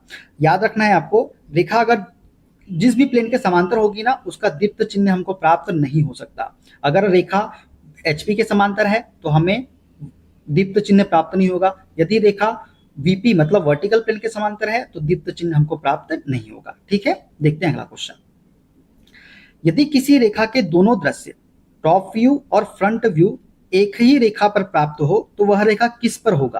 दोस्तों यदि किसी रेखा के दोनों दृश्य मतलब टॉप व्यू और फ्रंट व्यू एक ही रेखा पर प्राप्त हो तो वह रेखा है हमारी कौन सी, वह रेखा है HP तथा VP दोनों के कटान रेखा पर, मतलब हॉरिजॉन्टल प्लेन और वर्टिकल प्लेन दोनों के कटान रेखा पर वह रेखा प्राप्त होगा। ठीक है, इस किस पर होगा, एचपी पर और वीपी दोनों पर। ठीक है, कटान रेखा पर। ठीक है दोस्तों, यदि किसी रेखा के दोनों दृश्य एक ही रेखा पर प्राप्त हो तो वह रेखा एचपी मतलब हॉरिजॉन्टल प्लेन तथा वीपी वर्टिकल प्लेन दोनों के मिलने वाली संपर्क रेखा मतलब संदर्भ रेखा एक्स वाई पर क्या होगा, स्थित होगा। यह रेखा एचपी तथा वीपी दोनों की क्या होगी, समांतर होगी। ठीक है, देखते हैं अगला क्वेश्चन। हॉरिजॉन्टल प्लेन से झुकी रेखा का अनुरेख प्राप्त होता है। दोस्तों हॉरिजॉन्टल प्लेन से झुकी रेखा का अनुरेख जो प्राप्त होता है वो है एचटी मतलब हॉरिजॉन्टल ट्रेस। तो ऑप्शन नंबर ए वाला इसका करेक्ट आंसर हो जाएगा। दोस्तों रेखा आगे बढ़ाने पर हॉरिजॉन्टल प्लेन में जिस बिंदु पर काटे वह बिंदु रेखा का एचटी मतलब हॉरिजॉन्टल ट्रेस कहलाता है, एवं रेखा को आगे बढ़ाने पर वर्टिकल प्लेन में जिस बिंदु पर वह काटे वह बिंदु वर्टिकल ट्रेस कहलाता है। ठीक है, रेखा जिस तल से झुकी हो उसी का दीप्त चिन्ह प्राप्त होता है। ठीक है, एचपी से झुकी रेखा का अनुरेख दीप्त चिन्ह एचटी प्राप्त होगा। यदि वीपी से झुकी रेखा का पूछ ले तो वीटी प्राप्त होगा। ठीक है, रेखा जिस तल के समांतर हो उसका अनुरेख या दीप्त चिन्ह प्राप्त नहीं होता, अभी हमने आपको बता दिया है। ठीक है ना, देखते हैं अगला क्वेश्चन। यदि कोई रेखा हॉरिजॉन्टल प्लेन के लंबवत है तो उसका कौन सा दृश्य एक बिंदु होगा। दोस्तों हमको बताना है एक रेखा जो है वो हॉरिजॉन्टल प्लेन के क्या है, लंबवत है, तो उसका कौन सा दृश्य एक बिंदु होगा ये हमको बताना है। दोस्तों तो इसको बनाते हैं कैसे, देखिए ये है दोस्तों हमारा, चलिए ये है हमारा कौन सा, हॉरिजॉन्टल प्लेन। ठीक है, ये कौन सा प्लेन हो गया हमारा, हॉरिजॉन्टल प्लेन हो गया। ठीक है, क्लियर। ये और ये वाला कौन सा हो गया हमारा, ये हो गया हमारा वर्टिकल प्लेन। ठीक है, ये कौन सा हो गया हमारा, वर्टिकल प्लेन। अब दोस्तों ये है हमारी एचपी है और ये क्या है हमारा, वीपी है। ठीक है, अब क्या बोला है, यदि कोई रेखा एचपी के लंबवत है, मतलब रेखा लंबवत है किसके, हॉरिजॉन्टल प्लेन के, मतलब रेखा होगी ऐसी, ऐसी कोई रेखा होगी, ये किसके है, एचपी के लंबवत है। दोस्तों यदि हम इधर से देखें, यहां से देखें, इधर से देखें तो ये हमारा फ्रंट व्यू बनेगा, सामने से हम देख रहे हैं, और इधर से ऊपर से देखेंगे तो क्या बनेगा, टॉप व्यू बनेगा। ठीक है, यदि हम फ्रंट से देखते हैं दोस्तों तो देखिए फ्रंट से तो हमको रेखा ही नजर आ रही है, एक लंबी रेखा, इसका जो प्रक्षेप बनेगा ये कहां बनेगा, वर्टिकल प्लेन पे बनेगा और एक रेखा ही बनेगा। और क्वेश्चन में क्या बोला है, एक बिंदु होना चाहिए। यदि हम टॉप से देखते हैं दोस्तों, ऊपर से देखते हैं, इधर से ऊपर से देखते हैं तो हमको जो इसका एक जो प्रक्षेप प्राप्त होगा, एक बिंदु प्राप्त होगा, किस पे प्राप्त होगा, हॉरिजॉन्टल प्लेन पे प्राप्त होगा। तो यदि कोई रेखा हॉरिजॉन्टल प्लेन के लंबवत रखी है तो उसका कौन सा दृश्य एक बिंदु होगा, यदि हम टॉप से देखते हैं मतलब शीर्ष से यदि हम देखते हैं तो उसका एक जो दृश्य होगा वो क्या होगा, एक बिंदु प्राप्त होगा। तो इसका राइट आंसर क्या हो जाएगा, वो हो जाएगा ऑप्शन नंबर सी वाला, ये ऑप्शन नंबर ए वाला शीर्ष दृश्य, मतलब टॉप व्यू जो होगा ना वो एक बिंदु प्राप्त होगा। ठीक है, क्लियर है दोस्तों, क्लियर है ना, चलिए आगे बढ़ते हैं। यदि कोई रेखा एचपी के लंबवत है तो इसके शीर्ष दृश्य या अनुच्छेप विक्षेप में एक बिंदु प्राप्त होगी, जबकि सम्मुख दृश्य में एक क्या होगा, प्राप्त होगा, रेखा प्राप्त होगा। सामने से देखने में हमको क्या प्राप्त हो रहा था, रेखा प्राप्त हो रहा था। ठीक है, क्लियर है दोस्तों, चलिए। यदि कोई रेखा वर्टिकल प्लेन के लंबवत है तो उसका कौन सा दृश्य एक्स वाई के लंबवत होगा। दोस्तों अब यहाँ पे क्या बोल दिया, वर्टिकल प्लेन के लंबवत। ठीक है, हम प्लेन बना लेते हैं, अभी हम ऐसे ही बना लेते हैं। ठीक है, ये हमारा हॉरिजॉन्टल प्लेन हो गया दोस्तों, और ये हमारा कौन सा हो गया, वर्टिकल प्लेन। अब क्या बोला है, एक रेखा जो है वर्टिकल प्लेन के लंबवत है, मतलब रेखा जो है ऐसी है, वर्टिकल प्लेन के क्या है, लंबवत है। ठीक है, तो उसका कौन सा दृश्य एक्स वाई के लंबवत होगा, एक्स वाई के लंबवत होगा पूछा है दोस्तों। तो दोस्तों एक्स वाई के लंबवत कौन सा होगा, देखिए ये हमारा, यहां से हम देखते हैं तो ये हमारा फ्रंट व्यू है, और यहां से देखेंगे तो हमारा कौन सा आ जाएगा, टॉप व्यू। तो दोस्तों फ्रंट व्यू जो बनेगा वो वर्टिकल प्लेन पे क्या बनेगा, एक बिंदु के रूप में बनेगा। जब यहाँ सामने से देखेंगे तो हमको एक बिंदु नजर आएगा। ठीक है, तो एक बिंदु बनेगा। अगर हम ऊपर से देखते हैं दोस्तों, ऊपर से तो हमको क्या बनेगा, एक रेखा बनेगी, और कहाँ बनेगी, ये बनेगी हॉरिजॉन्टल प्लेन पे एक रेखा बनेगी सेम आकार की। ठीक है, अब दोस्तों इस प्लेन को हम बना घुमाएंगे क्लॉकवाइज, इस हॉरिजॉन्टल प्लेन को हम क्या करेंगे, क्लॉकवाइज घुमाएंगे। किस कैसे घुमाएंगे, क्लॉकवाइज घुमाएंगे।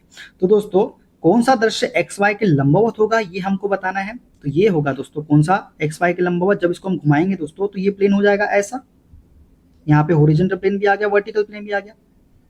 ठीक है, तो जो दृश्य होगा दोस्तों, इसको जब घुमाएंगे ऐसा करके तो हमारा जो, देखिए ये वाला जो हॉरिजॉन्टल प्लेन है नीचे की ओर आ जाएगा, तो यहाँ पे जो है ये जो बनेगा इसका, ये यहाँ पे बनेगा, यहाँ पे कहीं बनेगा इसका दृश्य, ऐसे टाइप से बनेगा। ठीक है, एक रेखा बनेगा।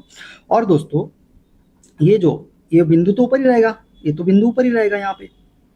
तो देखा जाए तो जब हमने प्लेन को जब क्लॉकवाइज घुमाया तो हमारा जो हॉरिजॉन्टल प्लेन पे जो बना था वो नीचे की ओर आया, और वही जो है कौन सा दृश्य था हमारा, ये था हमारा टॉप व्यू। टॉप व्यू जो था मतलब शीर्ष दृश्य जो था वो क्या हो गया, अब ये एक्स वाई रेखा है, एक्स वाई की रेखा के क्या हो गया, लंबवत हो गया। मतलब जो शीर्ष दृश्य है, शीर्ष दृश्य क्या हो गया हमारे एक्स वाई रेखा के लंबवत हो गया। तो लंबवत हो गया तो एक्स वाई रेखा की इसका राइट आंसर क्या हो जाएगा, ऑप्शन नंबर सी शीर्ष दृश्य। एक्स वाई रेखा के पूछा है तो एक्स वाई रेखा के कौन सा हो जाएगा, शीर्ष दृश्य जो है ये लंबवत हो जाएगा। ठीक है दोस्तों, यदि कोई रेखा वर्टिकल प्लेन के लंबवत है तो इसके शीर्ष दृश्य में एक रेखा प्राप्त होगी जो कि एक्स वाई के क्या होगी, लंबवत होगी, और सम्मुख दृश्य में क्या प्राप्त होगा, एक बिंदु प्राप्त होगा। अभी हमने आपको बताया। ठीक है, ये था हमारा प्लेन दोस्तों। देखिए फिर से समझाते, ये हमारा प्लेन था, यहाँ पे वर्टिकल प्लेन के लंबवत थी। ठीक है, ये फ्रंट व्यू हमारा बना एक बिंदु, और टॉप व्यू हमारा क्या बना, यहाँ पे एक रेखा प्राप्त हुआ वर्टिकल प्लेन पे। अब इस प्लेन को हम घुमाएंगे वर्टिकल प्लेन को, तो ये हो जाएगा प्लेन हमारा ऐसा, ये हमारी हो जाएगी एक्स वाई संदर्भ रेखा। तो ये जो पॉइंट है दोस्तों, ये वाला जो बिंदु है, ये वाले दो बिंदु जो है, ये रेखा जो हमको प्राप्त हुई, दृश्य जो प्राप्त हुआ, ये नीचे की ओर आ गया, मतलब ये यहाँ पे आ गया।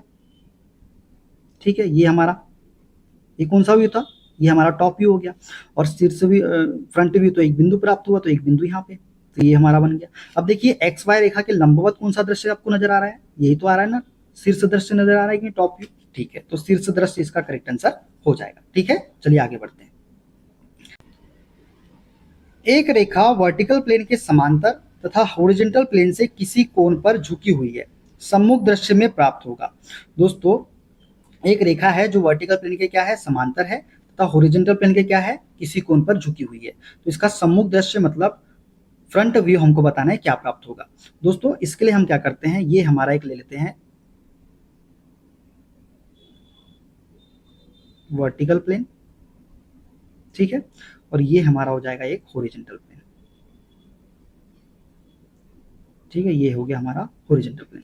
डायग्राम में मत जाइएगा दोस्तों। ठीक है, अब यहाँ पे जो एक रेखा ना दोस्तों, ये देखो, ये ऐसे झुकी हुई है, ये ऐसी क्या है, झुकी हुई है, जो किसके वर्टिकल प्लेन के क्या है, समानांतर है, और हॉरिजॉन्टल प्लेन से क्या है, झुकी हुई है। अब यहाँ से जब हम देखेंगे दोस्तों, यहाँ से फ्रंट व्यू जब देखेंगे, तो ये हम जब देखेंगे तो हमको यहाँ पे वर्टिकल प्लेन पे एक रेखा ही तो प्राप्त होगा ना, इस प्रकार से क्या प्राप्त होगा, एक रेखा ही तो प्राप्त होगा ना हमको। तो यहाँ पे जब हम शीर्ष से देखेंगे तो क्या प्राप्त होगा, सम्मुख दृश्य में एक रेखा ही हमको क्या होगा, प्राप्त होगा। ठीक है, डायग्राम में मत जाइएगा दोस्तों, डायग्राम ऊपर नीचे हो सकता है, लेकिन आपको याद रखना है इस प्रकार से कोई रेखा होगी।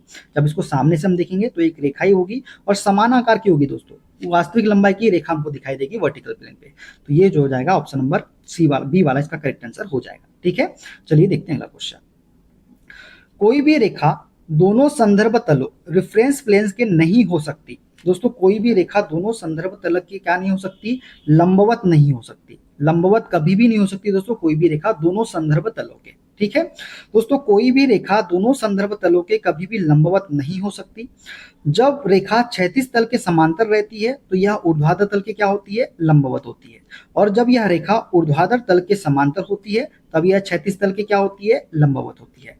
यह एक साथ दोनों के साथ समांतर हो सकती है, लेकिन यह रेखा कभी भी ऊर्ध्वाधर तल और क्षैतिज तल दोनों के साथ लंबवत नहीं हो सकती। समांतर तो हो सकती है दोस्तों, लेकिन लंबवत नहीं हो सकती। क्लियर है, चलिए आगे बढ़ते हैं। किसी रेखा के सम्मुख दृश्य में रेखा की वास्तविक लंबाई तभी दिखाई देगी जब रेखा ऊर्ध्वाधर तल के होगी। दोस्तों किसी रेखा के सम्मुख दृश्य मतलब सामने से देखने में रेखा की वास्तविक लंबाई तभी दिखाई देगी जब रेखा ऊर्ध्वाधर तल के क्या होगी, ऊर्ध्वाधर तल की होगी समांतर। क्या होगी, समांतर। दोस्तों ये जो है, ये देखिए, जब रेखा इसके समांतर होगी, यहाँ पे देखिए ऊर्ध्वाधर तल मतलब वीपी के समांतर होगी, तभी तो वास्तविक लंबाई की दृश्य हमको बनेगा। यहाँ पे वर्टिकल प्लेन पे समांतर होगी तभी तो हमको वास्तविक दृश्य प्राप्त होगा कि नहीं होगा। तो यही पूछा है कि जब रेखा ऊर्ध्वाधर के समांतर होगी तब जो सम्मुख दृश्य होगा, फ्रंट व्यू जो होगा, या फ्रंट व्यू जो होगा वो क्या होगा, वास्तविक लंबाई का दिखाई देगा। ठीक है दोस्तों, जब यदि किसी रेखा के सम्मुख दृश्य में उसकी वास्तविक लंबाई के बराबर रेखा प्राप्त हो तो यह वर्टिकल प्लेन के क्या होगी, समांतर होगी, जबकि यह हॉरिजॉन्टल प्लेन के क्या होगी, लंबवत होगी या फिर झुकी हुई हो सकती है। ठीक है, देखते हैं अगला क्वेश्चन। यदि कोई रेखा हॉरिजॉन्टल प्लेन के समांतर है तो इसका शीर्ष दृश्य होगा। दोस्तों यदि कोई रेखा हॉरिजॉन्टल प्लेन के क्या है, ये हॉरिजॉन्टल प्लेन के समांतर है, तो तो इसका टॉप व्यू पूछा है, टॉप व्यू यहाँ से देखेंगे तो एक रेखा ही तो प्राप्त होगा, एक सीधी रेखा प्राप्त होगा। ऑप्शन नंबर बी वाला इसका करेक्ट आंसर हो जाएगा। ठीक है दोस्तों, यदि कोई रेखा हॉरिजॉन्टल प्लेन के समांतर है तो इसके शीर्ष दृश्य में एचपी के समानांतर एक सीधी रेखा प्राप्त होगा, और यदि यह रेखा वीपी के लंबवत है तो इसके शीर्ष दृश्य सम्मुख दृश्य में वर्टिकल प्लेन पर एक बिंदु प्राप्त होगा। ठीक है, क्लियर है ना। चलिए, यदि कोई रेखा हॉरिजॉन्टल प्लेन से झुकी हुई एवं वर्टिकल प्लेन के समानांतर है तो इसका शीर्ष दृश्य एक्स वाई रेखा के होगा। दोस्तों, एक रेखा है जो हॉरिजॉन्टल प्लेन से कैसी है, झुकी हुई है, तो ये मान लेते हैं ये हमारा प्लेन है दो। ठीक है, इसको ऐसे बना लेते हैं। चलिए, ये हमारा प्लेन है कौन सा, वर्टिकल, और ये वाला प्लेन है हमारा हॉरिजॉन्टल। ठीक है, अब एक जो रेखा है ना दोस्तों ऐसी झुकी हुई है, ऐसी क्या है, झुकी हुई है, जो किसके वर्टिकल प्लेन के समांतर है और एचपी से क्या हुई है, झुकी हुई है। अब दोस्तों जब इसको हम घुमाएंगे दोस्तों तो ये हमारा फ्रंट व्यू जो है यहाँ से बनेगा, टॉप व्यू बनेगा हमारा ऊपर से। फ्रंट व्यू जो बनेगा दोस्तों ये यहाँ पे बनेगा और समान आकार का बनेगा फ्रंट व्यू जो बनेगा, क्योंकि सेम दिख रहा है। लेकिन जब ऊपर से देखेंगे दोस्तों, टॉप से देखेंगे तो जो इसका दृश्य बनेगा वर्टिकल प्लेन पे बनेगा, सॉरी हॉरिजॉन्टल प्लेन पे बनेगा, लेकिन थोड़ा छोटा बनेगा दोस्तों, क्योंकि थोड़ा सा क्या है, हमको पूरी लंबाई तो दिख नहीं रही, थोड़ी लंबाई दिख रही है, तो यहाँ पे बनेगा वो दृश्य। और ये होती है हमारी संदर्भ रेखा एक्स वाई, यही होती है एक्स वाई। ठीक है, अब दोस्तों इस प्लेन को हम क्लॉकवाइज घुमाएंगे तो ये जो प्लेन है हॉरिजॉन्टल प्लेन, ये आ जाएगा नीचे साइड और ये आ जाएगा ऊपर साइड। तो ये जो आएगा तो देखिए ये जब घूम के आएगा ऐसा करके, तो ये जब घूमेगा तो ये भी घूमेगा, तो ये रेखा आएगी ऐसे, एक्स वाई रेखा ऐसे आ जाएगी, और ये वाला घूम के कैसे आ जाएगा, ऐसे घूम के आ जाएगा यहाँ पे। तो ये जो जो जो एक्स वाई रेखा के समांतर हो जाएगी कौन सी रेखा, जो शीर्ष टॉप व्यू वाली जो रेखा है ये वाली क्या हो जाएगी, एक्स वाई रेखा की क्या हो जाएगी, समांतर हो जाएगी। जब इसको हम घुमाएंगे तो क्या हो जाएगी, एक्स वाई रेखा के समांतर मतलब पैरेलल हो जाएगी। तो पैरेलल हो जाएगी तो इसका राइट आंसर क्या हो जाएगा, ऑप्शन नंबर सी वाला करेक्ट आंसर हो जाएगा। ठीक है, क्लियर है दोस्तों। हमारे पास वो नहीं है दोस्तों डायग्राम, जैसे हम बता रहे हैं आपको याद रखना है बस। ठीक है, चलिए आगे बढ़ते हैं। यदि एक रेखा का सम्मुख तथा पार्श्व दृश्य दोनों ही संदर्भ रेखा के लंबवत हो तो रेखा का एचपी तथा वीपी से वास्तविक झुकाव क्रमशः हो सकता है। दोस्तों, यदि एक रेखा का सम्मुख तथा पार्श्व दृश्य दोनों ही संदर्भ रेखा के लंबवत हो तो रेखा का हॉरिजॉन्टल प्लेन तथा वर्टिकल प्लेन से वास्तविक झुकाव जो होगा ना, वो होगा कितना, कुछ भी नहीं, एनी ऑफ दिस इसका करेक्ट आंसर हो जाएगा। तो ऐसी स्थिति में क्या होता है दोस्तों, रेखा की वास्तविक स्थिति उपरोक्त विकल्प में से कोई भी हो सकती है। क्या हो सकती है, कोई भी हो सकता है। 30-60 भी हो सकता है, 20-70 भी हो सकता है, 45 भी हो सकता है, लेकिन हम एक पर्टिकुलर नहीं बोल सकते कि यही होगा। ठीक है, तो इसमें क्या हो जाएगा, एनी ऑफ दीज हो जाएगा। ठीक है, इनमें से कुछ भी हो सकता है। ठीक है ना, चलिए देखते हैं अगला क्वेश्चन। यदि कोई रेखा वर्टिकल प्लेन पर स्थित है तो उसका कौन सा दृश्य एक्स वाई पर होगा, तो इसका राइट आंसर हो जाएगा दोस्तों ऑप्शन नंबर ए, शीर्ष दृश्य। टॉप व्यू जो होगा ना दोस्तों वो एक्स वाई पर क्या होगा, स्थित होगा, तो ए इसका करेक्ट आंसर हो जाएगा। ठीक है, देखते हैं अगला क्वेश्चन। एक रेखा वर्टिकल प्लेन के लंबवत रखी है, इसका शीर्ष होगा। दोस्तों ये है हमारा वर्टिकल प्लेन, ये हॉरिजॉन्टल प्लेन, और एक रेखा जो है वर्टिकल प्लेन के क्या है, लंबवत है, तो ये लंबवत हो गई। अब दोस्तों टॉप व्यू बोल रहा है, यहाँ से देखेंगे ऊपर से तो हमको क्या प्राप्त होगा, एक रेखा ही प्राप्त होगा, तो ऑप्शन नंबर ए वाला इसका करेक्ट आंसर हो जाएगा। ठीक है दोस्तों, यदि कोई रेखा वर्टिकल प्लेन के लंबवत है तो इसके शीर्ष दृश्य में ए रेखा के वास्तविक लंबाई के बराबर एक रेखा प्राप्त होगी जो एक्स वाई के क्या होगी, लंबवत होगी। इसके सम्मुख दृश्य में वर्टिकल प्लेन पर बिंदु प्राप्त होगा। क्या होगा, वर्टिकल प्लेन पे एक बिंदु प्राप्त होगा। जब यहाँ से हम देखेंगे तो क्या प्राप्त होगा, एक बिंदु नजर आएगा हमको यहाँ पे। ठीक है, क्लियर है, चलिए देखते हैं अगला क्वेश्चन। यदि कोई रेखा दोनों तलों से झुकी हुई हो तो उसके कौन से प्रक्षेप में रेखा की वास्तविक लंबाई दिखाई देगी। दोस्तों यदि कोई रेखा दोनों तलों से झुकी हुई है तो उसका जो प्रक्षेप में जिसमें रेखा की वास्तविक लंबाई दिखाई देगी वो होगी इनमें से कोई नहीं। दोस्तों यदि कोई रेखा दोनों तलों से झुकी हुई है तो उसके शीर्ष दृश्य एवं सम्मुख दृश्य में एक झुकी हुई रेखा प्राप्त होगी जो रेखा के वास्तविक लंबाई से हमेशा क्या होगी, कम लंबाई की होगी। इन प्रक्षेप का झुकाव वास्तविक झुकाव से ज्यादा दिखाई देगी। इन प्रक्षेपों का झुकाव जो होगा ना वो वास्तविक झुकाव से क्या होगा, ज्यादा दिखाई देगा। तो इनमें से कोई नहीं होगा दोस्तों राइट आंसर। ठीक है, देखते हैं अगला क्वेश्चन। यदि कोई रेखा हॉरिजॉन्टल प्लेन पर स्थित है तो उसका कौन सा दृश्य एक्स वाई पर होगा। दोस्तों यदि कोई रेखा हॉरिजॉन्टल प्लेन पर स्थित है तो उसका जो दृश्य एक्स वाई पर होगा वो होगा हमारा कौन सा, सम्मुख दृश्य, मतलब फ्रंट व्यू। यदि वीपी पर पूछता तो कौन सा होता, टॉप व्यू वाला हो जाता। ठीक है, किस पे पूछा है, एचपी पर पूछा है, तो एचपी पर जो सम्मुख दृश्य होगा, फ्रंट व्यू जो होगा ना, वो एक्स वाई पर प्राप्त होगा। ठीक है, देखते हैं अगला क्वेश्चन। रेखा चित्र में दिखाई गई रेखा ए बी है। दोस्तों ये जो रेखा ए बी है इसे हम क्या बोलते हैं, तो इसे हम बोलते हैं दोस्तों स्पर्श रेखा। क्या बोलते हैं इसे हम, स्पर्श रेखा बोलते हैं। रेखा चित्र में दिखाई गई रेखा ए बी एक स्पर्श रेखा है। वृत्त की परिधि को केवल एक बिंदु पर स्पर्श करने वाली सरल रेखा को स्पर्श रेखा हम कहते हैं। वृत्त के केंद्र को स्पर्श बिंदु से मिलाने वाली सरल रेखा को हम क्या बोलते हैं, स्पर्श रेखा पर लंब बोलते हैं। ठीक है, देखते हैं अगला क्वेश्चन। निम्न में से कौन सी विमा रेखा की सही प्रक्रिया प्रदर्शित करती है, तो ऑप्शन नंबर सी वाली जो है दोस्तों, ये विमा रेखा की सही प्रक्रिया क्या करती है, प्रदर्शित करती है। ठीक है, देखते हैं अगला क्वेश्चन। किसी बिंदु से होती हुई रेखा जो अपनी दिशा परिवर्तित करती रहती है वह है। तो दोस्तों किसी बिंदु से होती हुई रेखा जो अपनी दिशा परिवर्तित करती रहती है उसे हम बोलते हैं वक्र रेखा। क्या बोलते हैं उसे हम, वक्र रेखा बोलते हैं। ठीक है, देखते हैं अगला क्वेश्चन। वे रेखाएं जिनके बीच की दूरी समान रहे तथा उन्हें आगे बढ़ाने पर वे एक दूसरे को न काटे कहलाती है, तो ये समांतर रेखाएं कहलाती है। कौन सी रेखाएं, समांतर रेखाएं। दो ऐसी रेखाएं जो समान दूरी पर आगे बढ़ते हुए एक दूसरे को कभी प्रतिच्छेदित नहीं करे, वे समांतर रेखाएं कहलाती है। समांतर रेखाएं सीधी अथवा वक्राकार किसी भी प्रकार की क्या हो सकती है, ये दो प्रकार की हो सकती है। कैसी, सीधी और वक्राकार। ठीक है, देखते हैं अगला क्वेश्चन। चित्र में एक्स लाइन का नाम बताइए। दोस्तों ये जो एक्स लाइन दिख रही है आपको, ये जो लाइन दिख रही है इसका क्या नाम है, तो इसे हम बोलते हैं विस्तार रेखा। क्या बोलते हैं इसे हम, विस्तार रेखा बोलते हैं, एक्सटेंशन लाइन बोलते हैं। दोस्तों इन रेखाओं का प्रयोग विमाओं का प्रदर्शन करने हेतु किया जाता है। इंजीनियरिंग ड्राइंग में आरेखों को बनाने के पश्चात उनके प्रत्येक भाग की माप का निरूपण करते समय इन रेखाओं का प्रयोग किया जाता है। विस्तार रेखाओं का प्रयोग करते समय यह ध्यान रखना चाहिए कि ये विमा रेखाओं को न काटे। ठीक है, देखते हैं अगला क्वेश्चन। चित्र में एक्स रेखा का नाम बताइए। ये जो एक्स रेखा है दोस्तों, इसका नाम क्या है, तो इसे हम बोलते हैं दोस्तों बाह्य लाइन, आउटलाइन बोलते हैं इसे हम। क्या बोलते हैं, आउटलाइन। तो बी इसका करेक्ट आंसर हो जाएगा। ठीक है, देखते हैं अगला क्वेश्चन।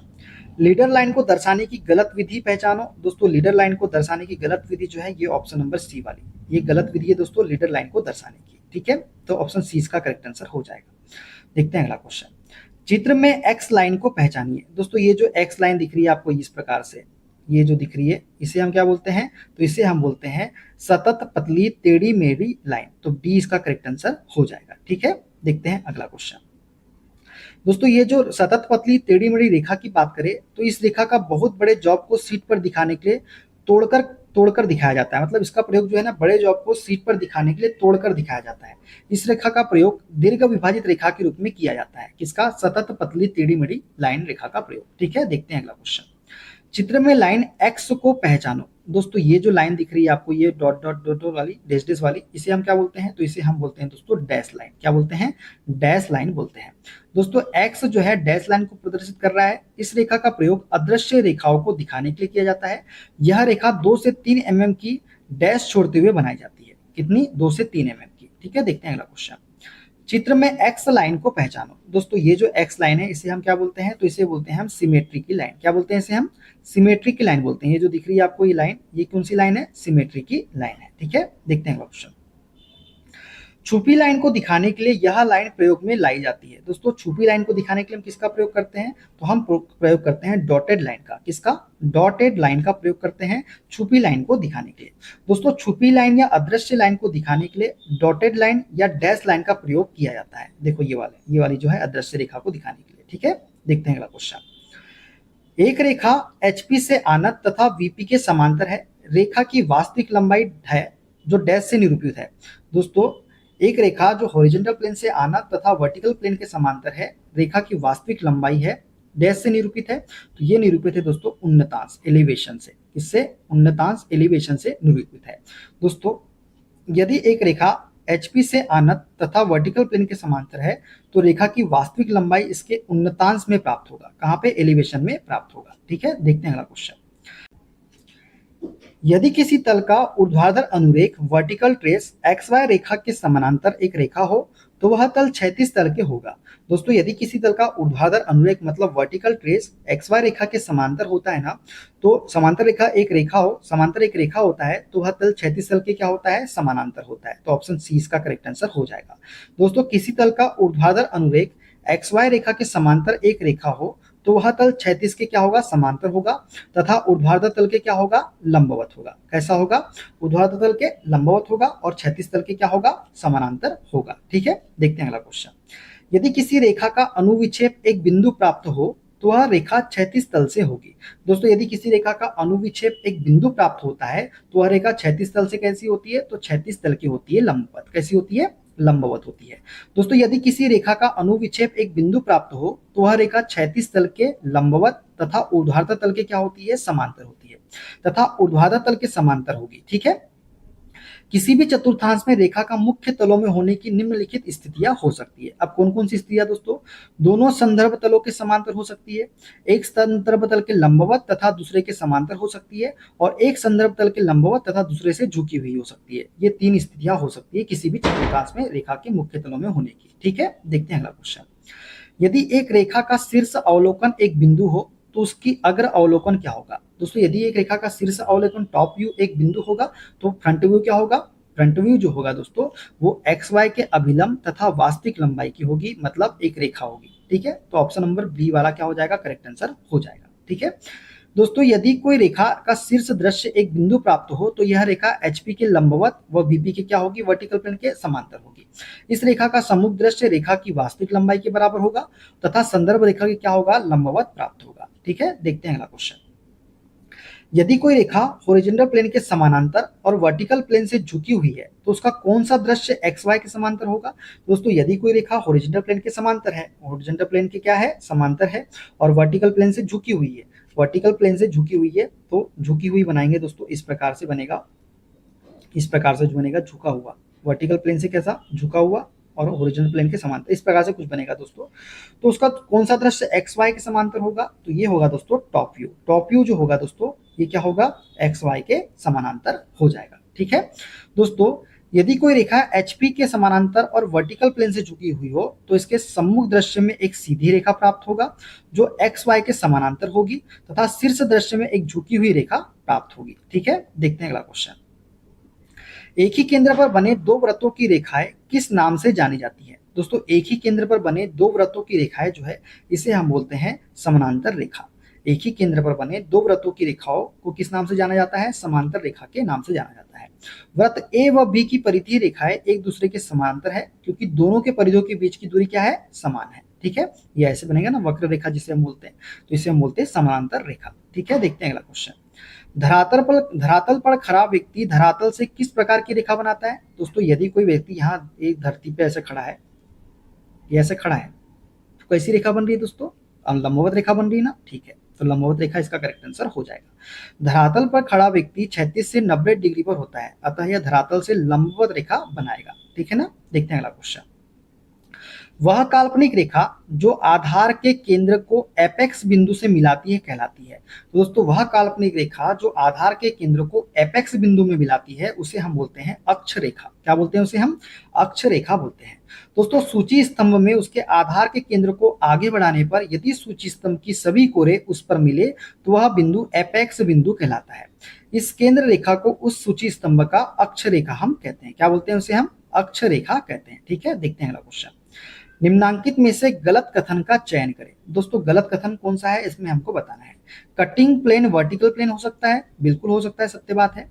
कटिंग प्लेन सदैव क्षैतिज हॉरिजॉन्टल प्लेन होगा, नहीं दोस्तों सदैव हॉरिजॉन्टल प्लेन नहीं होगा। कटिंग प्लेन हॉरिजॉन्टल एवं वर्टिकल दोनों हो सकता है, हाँ बिल्कुल सत्य बात है।